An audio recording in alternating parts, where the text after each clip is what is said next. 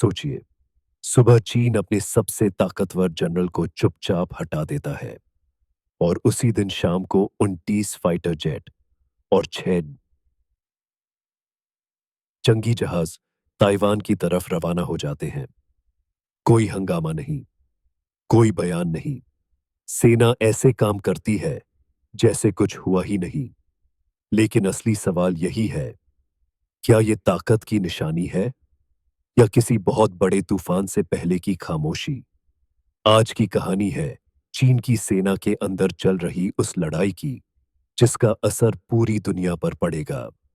Xi Jinping आज दुनिया के सबसे ताकतवर नेताओं में गिने जाते हैं। उनका सपना साफ है, चीन को एक सैन्य सुपर पावर बनाना, और इस सपने का सबसे अहम हिस्सा है ताइवान। लेकिन ताइवान से पहले शी जिनपिंग को अपनी ही सेना से जूझना पड़ रहा है। शनिवार को चीन में एक चौंकाने वाली खबर आती है। शी जिनपिंग अपने सबसे करीबी माने जाने वाले जनरल झांग योशिया को पद से हटा देते हैं। झांग कोई साधारण अफसर नहीं थे। वे सेना को आधुनिक बनाने की पूरी योजना के केंद्र में थे। उन्हें शी जिनपिंग का राइट हैंड माना जाता था। उनके साथ साथ सेना के chief of staff Liu genuinely भी जांच के घेरे में आ जाते हैं। आरोप हैं भ्रष्टाचार के और राष्ट्रपति की सत्ता को कमजोर करने की कोशिश के। बाहर से देखने पर सब कुछ सामान्य लगता है। उसी दिन चीनी सेना ताइवान के पास फ्लाइट और नेवल ड्रिल करती है।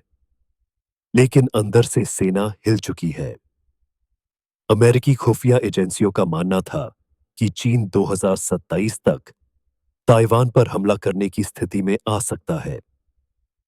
अब कई विशेषज्ञ कह रहे हैं, इतनी बड़ी सैन्य सफाई के बाद यह लक्ष्य आगे खिसक सकता है। लेकिन कहानी का सबसे खतरनाक मोड़ यहीं से शुरू होता है। जो जनरल हटाए जाते हैं, उनकी जगह आते हैं ज्यादा युवा, ज्यादा प्रोफेशनल और ज्यादा अनुशासित अफसर। और सबसे अहम बात, वे सीधे शी जिनपिंग के वफादार होते हैं। एक खुफिया अधिकारी के शब्दों में, आज सेना थोड़ी धीमी लग सकती है, लेकिन कुछ साल बाद यही सेना पहले से कहीं ज्यादा घातक होगी। शी जिनपिंग ने कभी खुलकर ताइवान पर हमले की तारीख नहीं बताई, लेकिन उनके इरादे पूरी तरह साफ हैं। 2027 तक हाईटेक सेना, 2030 तक पूरी तरह आधुनिक सैन्य ताकत, और 2029 तक अमेरिका के बराबर वर्ल्ड क्लास मिलिट्री। इन लक्ष्यों के लिए उन्हें ऐसी सेना चाहिए जो सवाल न पूछे, सिर्फ आदेश माने। 2012 से अब तक शी जिनपिंग 80 से ज्यादा वरिष्ठ सैन्य अधिकारियों को हटा चुके हैं।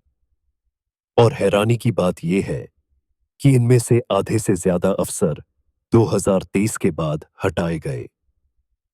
लगभग हर सेना शाखा, कमांड सेंटर और रणनीतिक पद इस सफाई से गुजर चुका है।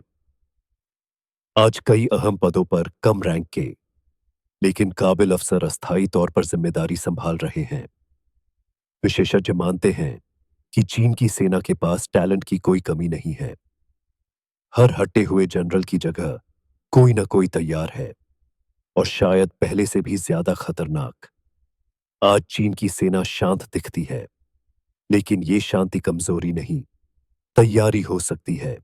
शी जिनपिंग सेना को कमजोर नहीं कर रहे, वे उसे पूरी तरह अपने नियंत्रण में ला रहे हैं।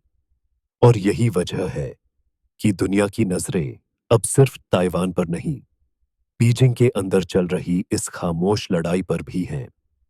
क्योंकि जब किसी देश की सेना अंदर से बदलती है, तो इतिहास बाहर बदलता है। ताइवान अगला मोड़ होगा या सिर्फ एक बहाना? इसका जवाब वक्त देगा।